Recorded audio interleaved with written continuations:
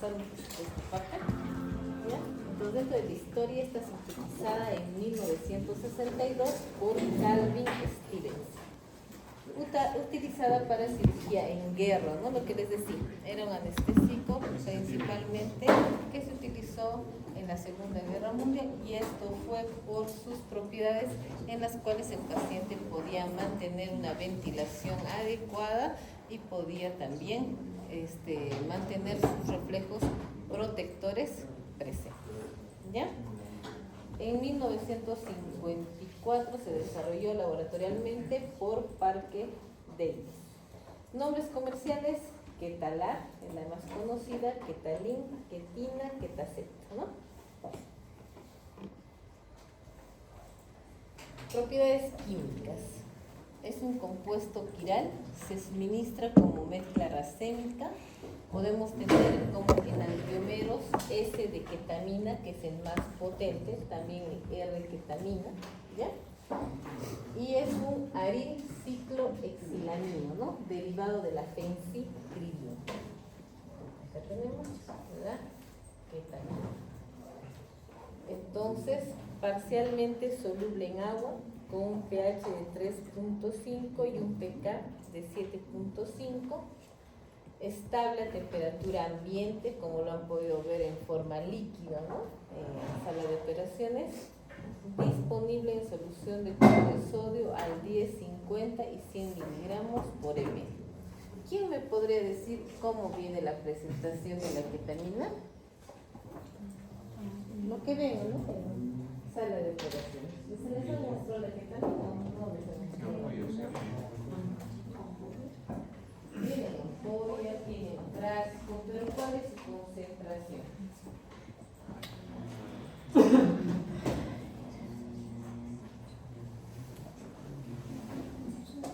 ¿Nadie? Nadie ha tenido 500 miligramos por 10 ml. Eso significa que en cada ml vamos a tener 50 miligramos. La dosis de sedación de la ketamina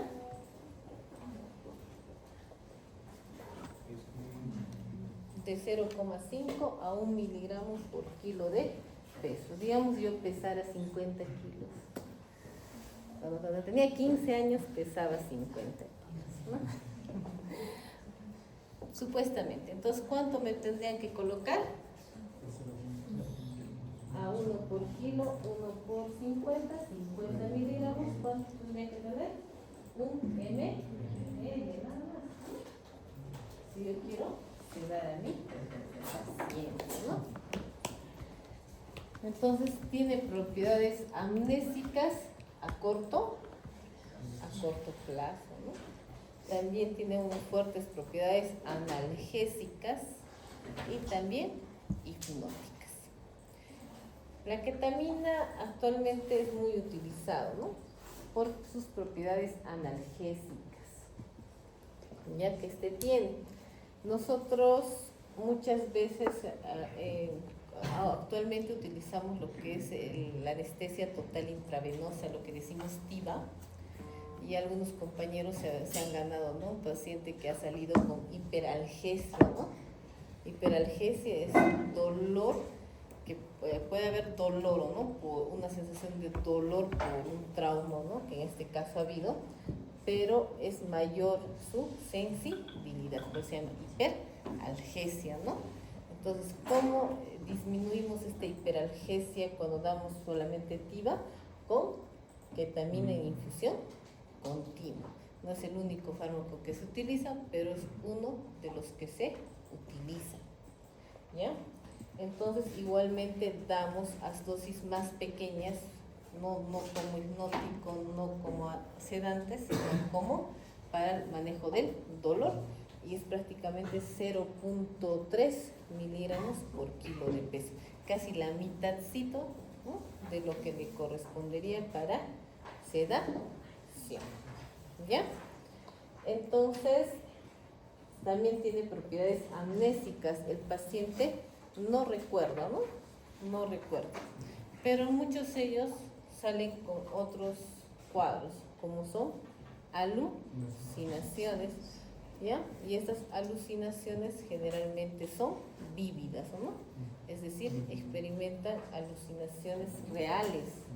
Una fecha fui a evaluar a una paciente posoperatorio y me contó que ella sentía, ¿no?, que le aplastaba un montón de arena, ¿no? Según ella estaba en un lugar donde había pura arena, pero la arena la aplastaba, ¿no? Entonces esa sensación quedó y se recordaba, ¿no? Era claro, ¿no? Por eso siempre la utilización previa de benzodiazepinas, en este caso midazolam, para evitar los recuerdos que puede tener con la ketamina, ¿ya? Entonces, vamos a ver que la ketamina produce una disociación electrofisiológica entre lo que es el sistema límbico y el sistema cortical.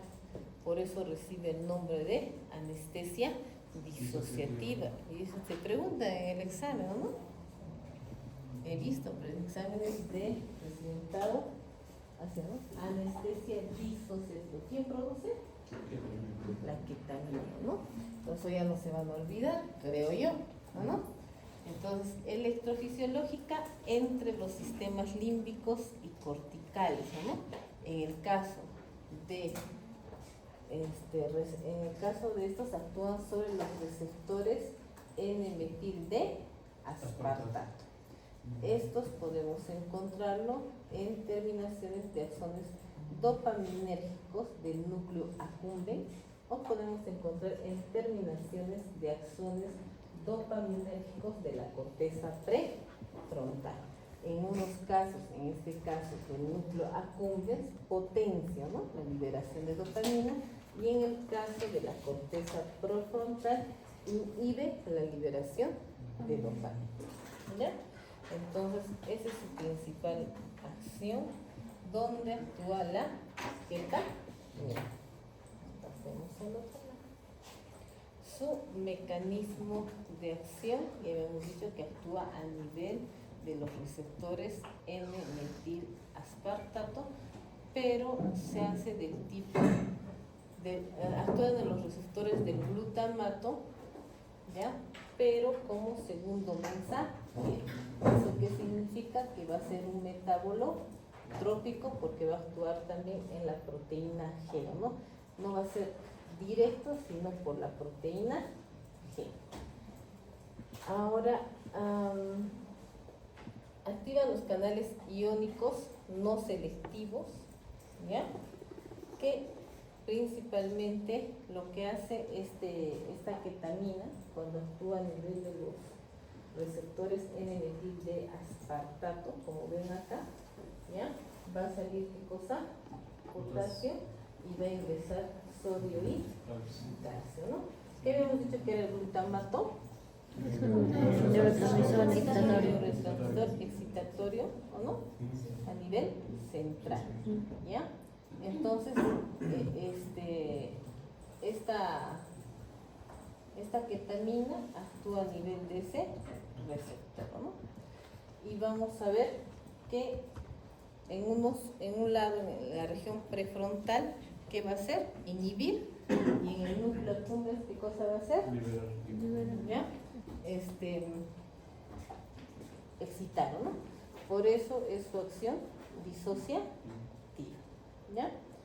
Entonces, vamos a ver un poquito más acá, que el N-metil D aspartato va a contener dentro, ¿no?, lo que es la glicina y el glutamato dentro de su canal, ¿ya? Y esto hace que este receptor, farmacológicamente, el fármaco va a llegar a este receptor, ¿ya? ¿Qué va a hacer?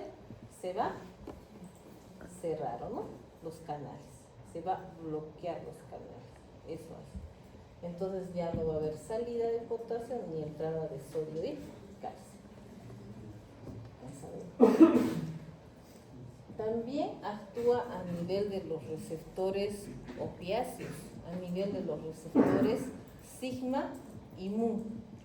Por eso es su analgesia. ¿ya?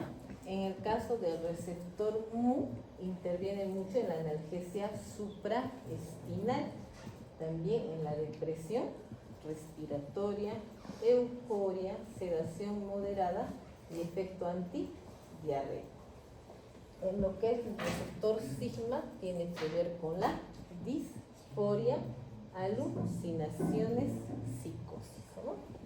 Entonces, ¿qué pasa? Que habíamos hablado que no solamente va a actuar a nivel de los receptores N-metil de aspartato, sino también va a actuar a nivel de los receptores opioides, como es el mu y el sigma. También actúa a nivel del tono simpático, por eso es que produce broncodilatación y midriasis. La ketamina, la otra vez vino un museólogo indicándonos, ¿no?, que le apoyemos con el manejo de un paciente que tenía broncoespasmo severo y que no cedía, ¿ya?, ante alfagonistas, ante el uso de corticoides, entonces no cedía, ¿no? ¿Ya? Y nos pidieron que les apoyemos. Entonces hicimos más o menos una terapia de infusión con ketamina para que también no se produzca lo otro, ¿no?, que es la cialorrea, que es el otro lado, ¿no?, que no queremos, ¿ya? Su efecto broncodilatador es muy bueno, es positivo, pero el otro lado es la cialorrea que produce. Entonces sí tiene efectos benéficos cuando tenemos un broncoespasmo severo. Algunos colegas dudan en poner o no ketamina por el otro efecto que es la cialorrea, pero para lo que en ese rato estamos con el estrés y todo lo demás de producir broncodilatación, poner a dosis de 0,2 por kilo de peso en infusión continua nos va muy bien. Y también está descrito en la literatura que lo podemos utilizar, ¿ya? Entonces, acuérdense, un potente broncodilatador.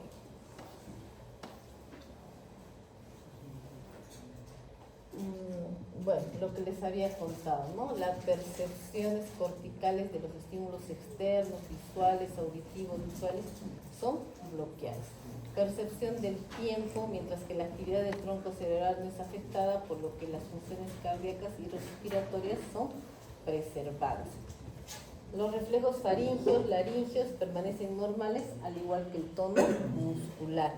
No se ponen hipotónicos, por dicho motivo la lengua no se va para atrás, lo cual ayuda a que el paciente ventile bien, adecuadamente, no produce tanta depresión respiratoria, entonces se mantiene conservado, ¿no? Y los reflejos faringeos, laringeos permanecen normales.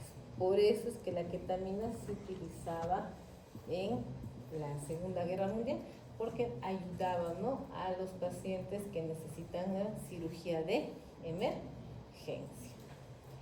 La farmacocinética. El inicio de acción es bien endovenosa, es rápida, es de 30 a 60 segundos, ¿ya?, más o menos aproximadamente. Tenemos 20 a 60 segundos de inconsciencia, ¿ya? En quienes ven, es que no lo notan tan claro, porque ahora, ¿qué hacemos? Siempre utilizamos dosis bajas de ketamina.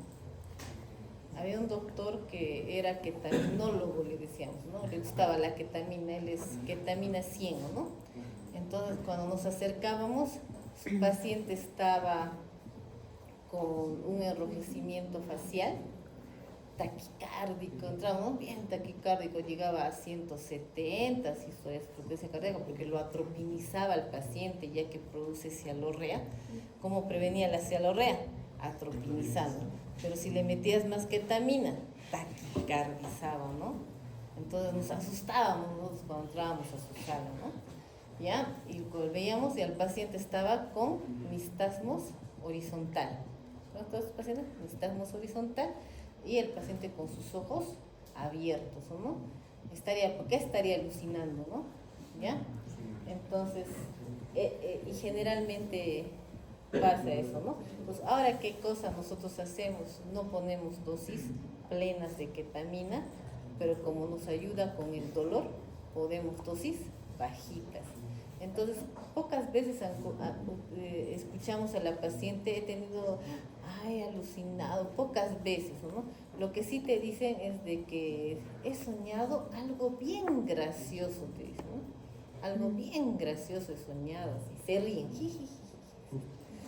Entonces, eso pasa con la ketamina. Bueno, me gustaría mostrarles los efectos de la ketamina, pero me da pena también por el paciente, ¿no? Pero si hay la oportunidad de en algún momento utilizar, me avisan, porque a veces no hay, la verdad, ¿no? Pero cuando hay sedación, me pueden decir, doctora, va a sedar, póngale quetitas, ¿ya? Entonces, el efecto máximo endovenoso es al minuto. Se puede dar también intramuscular, una fecha, este doctor que era ketaminólogo, a una paciente con síndrome de Down, grande, pues toda gordita, ¿qué le vas a agarrar? No la puedes agarrar. Y tenía que entrar para un tratamiento odontológico. Entonces, que normalmente, que yo hago, les doy midazolam vía oral. Pero, ¿qué hacía este doctor? Una inyección de ketamina. Entonces, también intramuscular se puede poner la ketamina y también rectal y también vía oral, ¿no? Son todas sus vías de administración. Pero de acuerdo a la vía de administración, también la lentitud con la cual voy a llegar a su efecto máximo. Voy a tener que esperar un tiempo para que el paciente esté sedado, o en este caso, si pongo dosis de anestésicas, esté anestesiado, ¿no? La duración es corta, 5 a 15 minutos, ¿ya? Por eso se lo utilizan para procedimientos cortos. No me imagino utilizar para procedimientos largos. ¿Cómo harían en la guerra? Porque imagínense al tener al paciente taquicárdico, hipertenso, con hartas secreciones, ¿o no? Con razón, pues, que pocos pacientes toleraban este tipo de anestesia, ¿no? Entonces, esta ketamina tiene alta liposolubilidad, unión a proteínas bajas, una distribución rápida, ¿ya? Y tenemos que la redistribución rápida, es decir, de encéfalo, músculo, tejido a grasa, más o menos es rápido. Miren, porque es esto. A ver, vamos a comparar la ketamina con el propofol. Gana el propofol a la ketamina, ¿qué creen?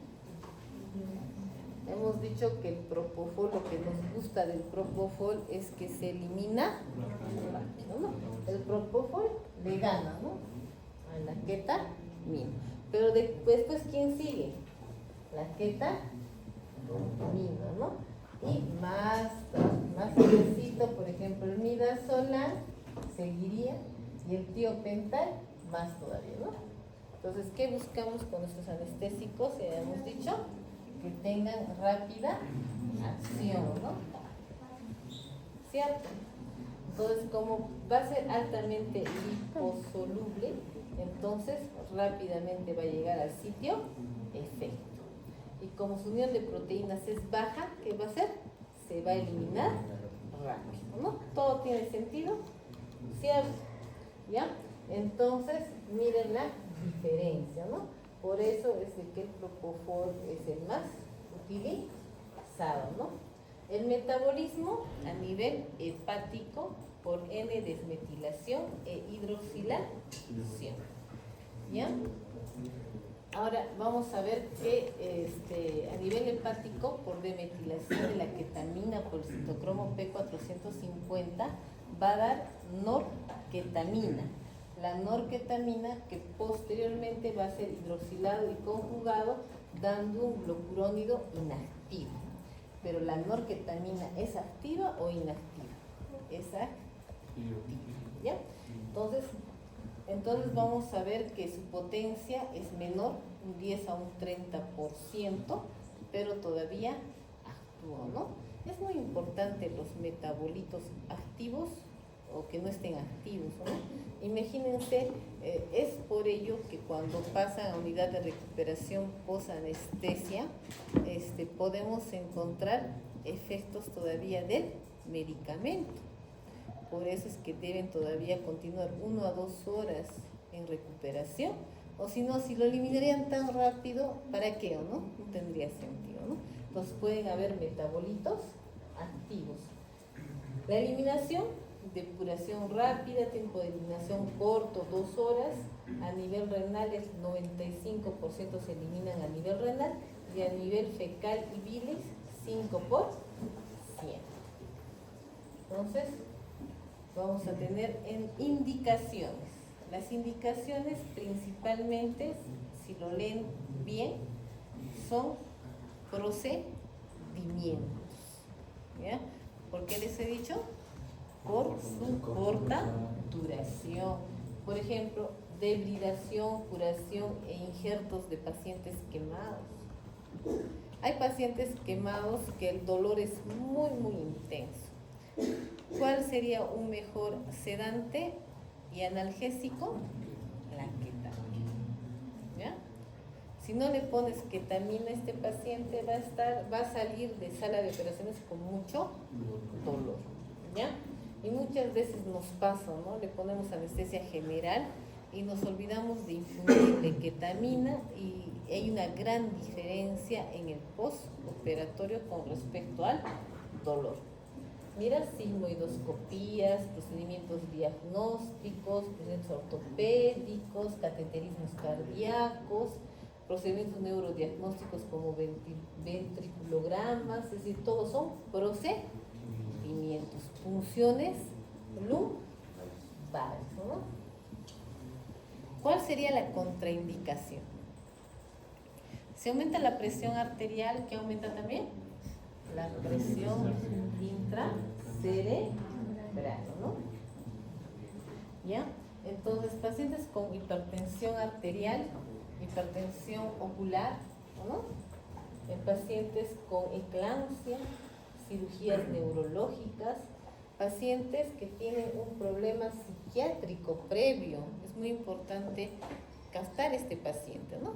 Este paciente que tiene problemas de depresión, ansiedad, o tal vez no nos dice nada y tiene esquizofrenia y está con tratamiento. Le pongo ketamina, va a salir loco, ¿no? Entonces, eso principalmente, ¿ya? Entonces hay que tener cuidado en patologías cardiovasculares, contraindicado en aneurismas vasculares. Imagínense un paciente con aneurisma, ya que su pared está delgada, ¿no? Y le voy a poner ketamina, ¿no?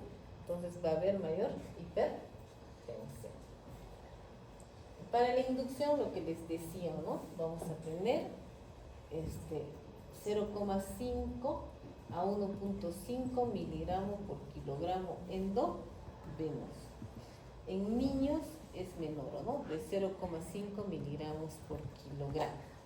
En niños, un dato importante y bonito también a la vez es de que en niños, por ejemplo, las alucinaciones vividas no se encuentran con la ketamina. Y eso ayuda a manejar muchos pacientes que tenemos que utilizar ketamina por el cuadro que tenemos presente, ¿no? Principalmente, y podemos utilizar ketamina con mayor tranquilidad. Algunos anestesiólogos les gusta sedar con ketamina, no lo sedan con midazolam para ingreso a sala de operaciones, sino les ponen ketamina. Y el niño ya está disociado, ¿no? Está en otro lado, pero no le ves con secreciones, no le ves taquicárdico, no lo encuentras con todo lo que normalmente encontraríamos a un paciente adulto, ¿ya?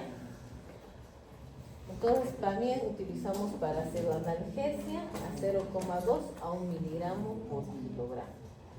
También en dolor crónico podemos utilizarlo en infusión continua. Saben que pacientes con dolor crónico, principalmente los pacientes con dolor oncológico, les podemos colocar en bombas de infusión continuas para manejo del dolor por 5 a 7 días, ¿no? Entonces vamos a ver los efectos cardiovasculares, estimulación simpática, ¿no? Entonces aumento de la resistencia vascular pulmonares, aumento de la resistencia vascular sistémica, aumento de la presión arterial pulmonar y aumento del consumo de oxígeno miocárdico.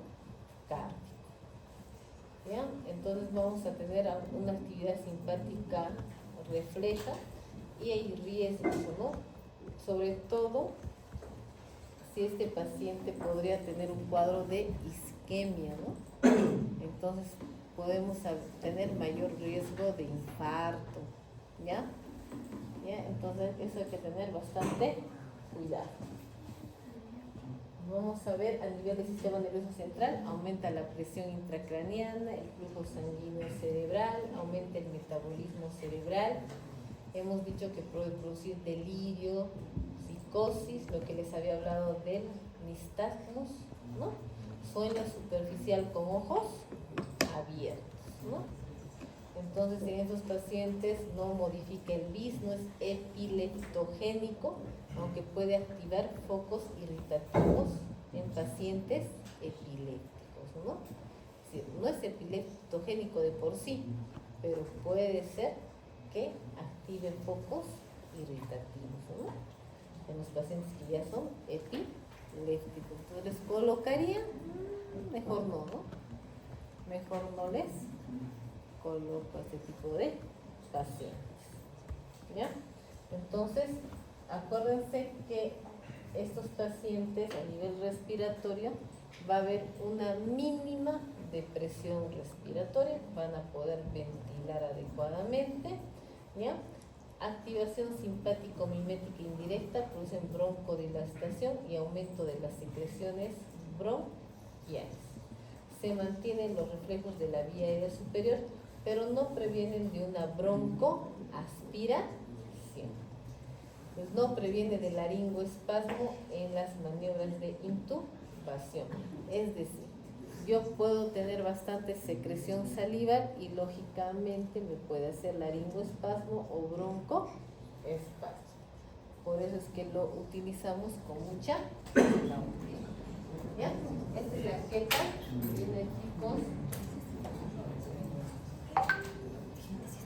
Ahora vamos a pasar a lo que son opiáceos, ¿ya?